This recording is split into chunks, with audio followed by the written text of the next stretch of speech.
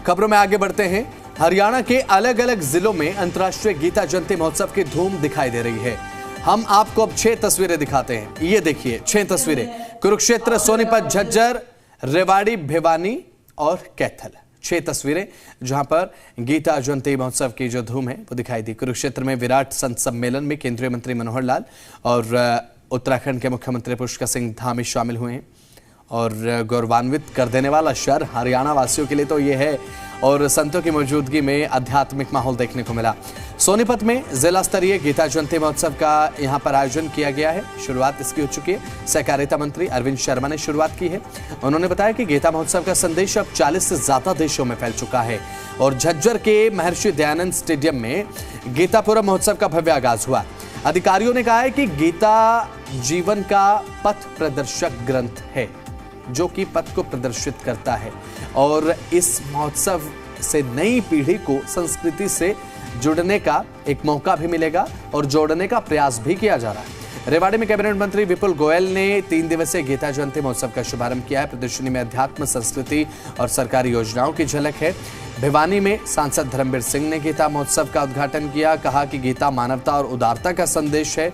तो वहीं बात अगर यहाँ पर कैथल की करें तो कैथल में भी 3 दिवसीय गीता महोत्सव की शुरुआत की गई, जहां पर हरियाणवी कलाकार रोनी रमन ने अपनी प्रस्तुति से समा बांध दिया। कलाकारों का कहना है कि ऐसे आयोजन लोक संस्कृति को एक नई ऊर्जा भी देते हैं।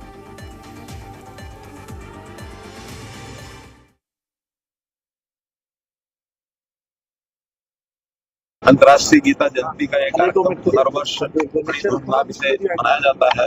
और दुनिया में अगर देखा जाए तो एकमात्र ये ग्रंथ है, एक पुस्तक के रूप में धार्मिक पुस्तक संदेश देने वाली, जिसका कोई जयंती मनाई जाती है।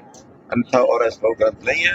लेकिन ये उत्तरोत्तर इसके कार्यक्रम की जो शोभा है वो बढ़ रही है। पहले केवल कुरुक्षेत्र में होता था, फिर पूरे हरियाणा भर में होने लगा, अब पूरे देश में भी होता है और साथ में अंतर्राष्ट्रीय स्तर पर भी बहुत देशों में।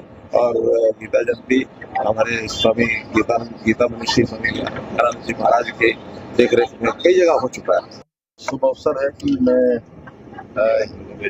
अंतर्राष्ट्रीय गीता महोत्सव में पहुंचा हूँ, जो पूज्य दयानंद जी महाराज जी और हमारे केंद्र सरकार के मंत्री और उस समय के हरियाणा के मुख्यमंत्री मनोहर लाल के द्वारा प्रारंभ किया गया।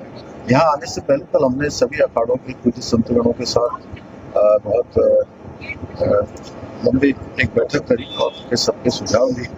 सभी ने कहा कि चूंकि 2021 में हरिद्वार में कुंभ का आयोजन हुआ था, लेकिन उस समय महामारी के कारण, कोरोना महामारी थी, पूरी तरह से लोग उस पर आ नहीं पाए थे।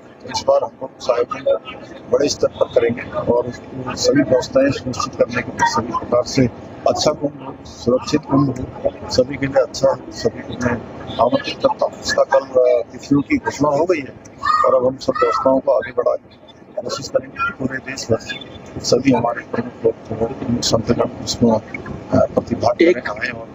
लगभग 10 साल से भी ज्यादा हो गए जो अंतर्राष्ट्रीय स्तर पर गीता महोत्सव मनाया जाता है। और उसमें पहले बहुत सारे देशों में, मॉरिशस है, कनाडा है, ऑस्ट्रेलिया है, अभी इंडोनेशिया मुझे भी जाने का मौका मिला। वहाँ भी अंतर्राष्ट्रीय स्तर पर गीता जयंती महोत्सव मनाया गया और बड़े जोश के साथ, क्योंकि उनको भी समझ में आया है, देश को तो समझ में आया ही है, उनको भी समझ में आया है कि गीता रोजमर्रा की लाइफ में भी गीता की कितनी इम्पोर्टेंस है, भगवत गीता की कितनी इम्पोर्टेंस है। आज ये दुनिया मानने लग गई है कि श्री कृष्ण जी का जो उपदेश था, गीता का उपदेश जिसको हम कहते हैं, कि अगर सही मायने में इस दुनिया में सुख, शांति और समृद्धि चाहिए तो केवल यही रास्ता है। इस देश में किसी चीज की कमी नहीं है।